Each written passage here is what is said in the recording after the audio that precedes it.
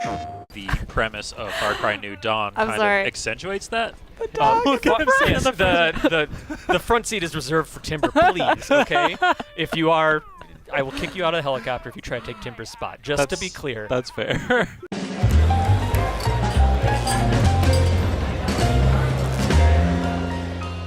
Hey guys, welcome back to PlayStation Underground. You got Kristen, Tim, and Justin here. We're checking out Far Cry New Dawn out from Ubisoft on February 15th. Now, Tim, you actually went to an event recently. This is the footage of you actually playing. Can you tell us a little bit, what is Far Cry New Dawn? What are we about to see? Yeah, 100%. So I got a chance to check out the game with Ubisoft and went to an event, and a lot was on offer there. There was like the whole of Hope County was on offer. You know, it's 17 years later. The bombs have dropped, but It's 17 years after Far Cry 5. exactly. Yeah. Yes, after the events of Far Cry 5.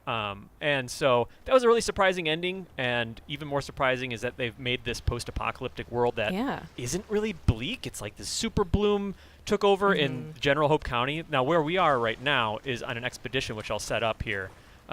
So there's Hope County, there's your camp, Prosperity. You're trying to fight against the evil highwaymen and just kind of eke by and rebuild society.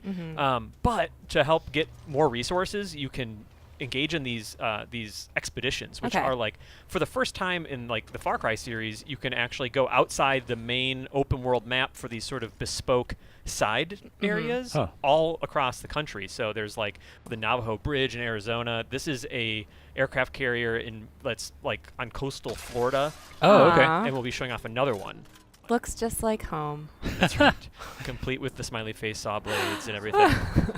So did you spend a lot of your time doing those expeditions, those things outside of Hope County, or did you get some Hope County gameplay as well? It was a good mix. My main priority, which I didn't end up, including here, was going to like Joseph Seed's like cult Bunker. like island, his bunker from the first game, and there's some fun things there. But this was where the real action was in that play session. I played 3 of the expeditions, and it's really cool.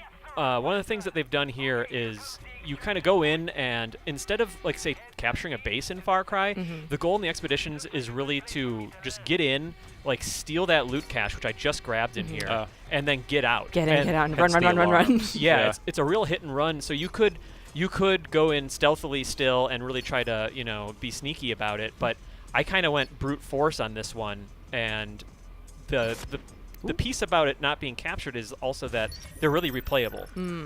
So you can go back on higher difficulties and play them again. Do it again and again. And they'll be harder and get better rewards and stuff. Are you about to swan dive? I am. Pull your parachute a just little in time.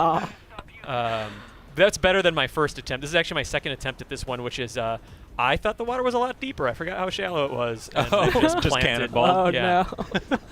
This, in hindsight, was a really risky exit here. Yeah.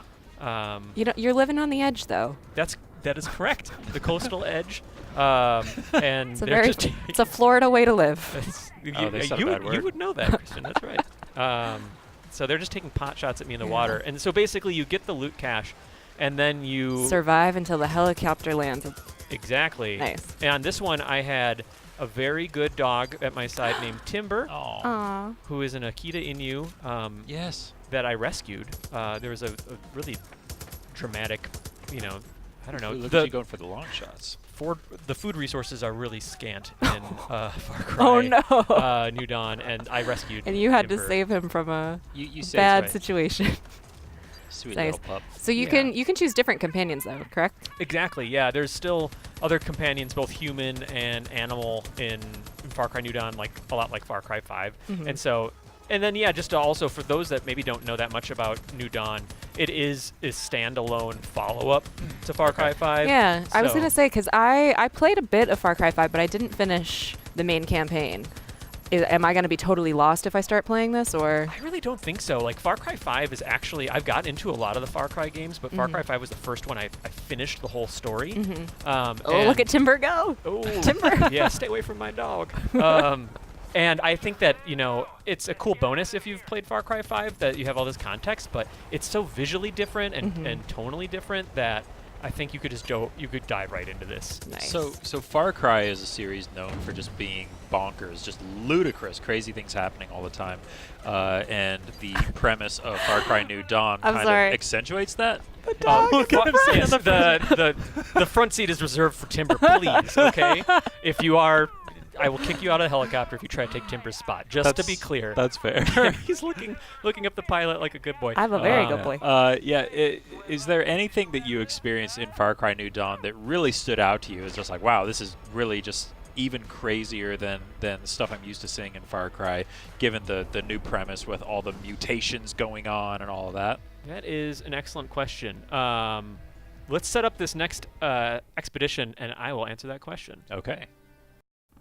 So, Justin, I think this next expedition sort of answers your question to some degree, where it's like now it's Far Cry, so it's post-apocalyptic, but you take these expedition areas like an abandoned amusement park and combine what I think is like probably the most striking element of New Dawn, which is the art style, like the neon smoke indicating where the cache is. Already, yeah.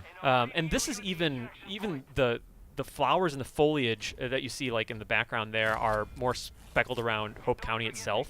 So I think they've leaned into a little bit more of that kind of Blood Dragon-y bombast. Yeah. Oh, awesome. Which is another reason rad. I think it's a good reason to jump in. Yeah. I was going to say, it looks very different from Far Cry 5. Oh, yeah. I love even the menus when you were in the menus. Kind of like the highlights were all pinkified and everything, too. It's all very, very kind of thematically congruent.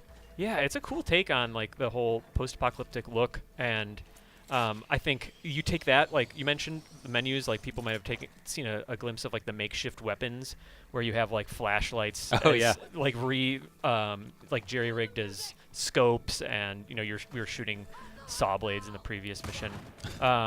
So this one, as I mentioned, was in a abandoned amusement park. I swapped out Timber for a co-op partner, had a Ubisoft rep playing with me, and just to kind of get a different look at this, in my loadout, I kind of switched things up with a rocket launcher to try to be a little bit... I noticed that when you're trying to wait for the helicopter, a lot of vehicles would roll up, and so I wanted to pack Needed a load up for that, Yeah. Did you notice any good strategic points on this map? Yeah, I found the best luck kind of sticking to the high ground. The cool thing is when you replay these, sometimes your like point of entry and the exfiltration point are different. So you'll kind of approach them from different parts of the map. Exactly, like the Navajo Bridge we mentioned before. You might start at one side of the bridge and exit on the other. Nice shot. Thank you so much. And then another cool point, since we're talking about co-op here, Far Cry 5 was really fun as far as the co-op goes, but there was this sort of thing sometimes where the story progress, you had to be the host in order to advance your story progress. And they made it so that all of the resources are shared. You're no longer like building reputation with the resistance. You have these shared resources, and advancing the story is based on getting these resources like ethanol together to unlock, to get fuel for your chopper to do expeditions, for example. Nice. And you share all those resources in the whole game. So you're really incentivized to... Yeah, it encourages co-op a lot more. Yes, exactly. That was really brutal, sorry. Double tap. Take no chances. Also fully apologizing and acknowledging, especially this is more criminal with the 50 cal, but I am like a compulsive reloader. Like I'll take like 2 shots and I need to reload. Yeah, I'm the same way. It's just, the animations are usually really slick. I'm really bad about that. I'm usually the opposite, that I just like completely empty the clip and I'm like, where did it all go? Yep. So this is a theme park. Yeah, in the bayou. Basically. I keep being reminded of that when you look up and like, oh, there's a giant dilapidated Ferris wheel. There's that thing that made me sick when I was a kid. Okay, I think Here we go. Oh. This is what I planned for. Challenge completed. It says amateur rocket launcher, so I'm working on it. I feel like that was a pretty pro making your move, way. though. Thank you. That wasn't an amateur at work. So I feel like I was a little I don't know. I feel like I leave my co-op partner hanging a few times here. Oh, no. So they can handle themselves. They actually were very good. It's almost like they worked at the company making the game. Weird. But I felt like these moments were really... These expeditions were really nice bite-sized things to do. Like, 15... Sometimes, if you really take your time, like 15, 20 minutes, or you can be really aggressive like this and get in, get out. And just a really fun way to change up the pace of exploring the open world. And there's more than Uh-oh. you know, the 3 we've mentioned. I don't know the exact final count or anything, but there's a good variety. And then there's everything to do in Hope County itself, which is, you know, there's returning characters from the like Far Cry 5, like Joseph Seed plays a part, and there's other characters whose story started and is picked up 17 years later. Ouch. I was gonna say I'm excited to see more of the 2 dual villains, Mickey and Lou. Yeah. Yeah. They just look really cool. They are really just cool. in general, they look really I'm scared cool. of them. I am too. I'm really intimidated. I didn't directly encounter them, but you hear them across Their like commands the enemy's comms and stuff. Yeah. And that's a really cool prelude, because I'm sure when you do encounter them, eventually it's going to be pretty intimidating in that classic Far Cry villain way. Yeah, Far Cry has always had a knack for very strong villain characters.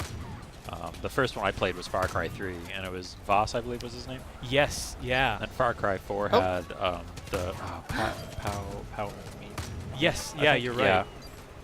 Yeah, and they're always just so like megalomaniacal, like crazy, like legitimately insane people. You did it. Oh, just gonna leave them with a parting gift. Yeah, I got a couple for them. But this is the gist of Far Cry New Dawn. Nice. As far as the expeditions go, there's a lot more to check out. Very cool. Yeah. All right, well, we can't wait to jump in and play it over and over again. Tim, thank you, Justin, and we will see you guys next time on PlayStation Underground.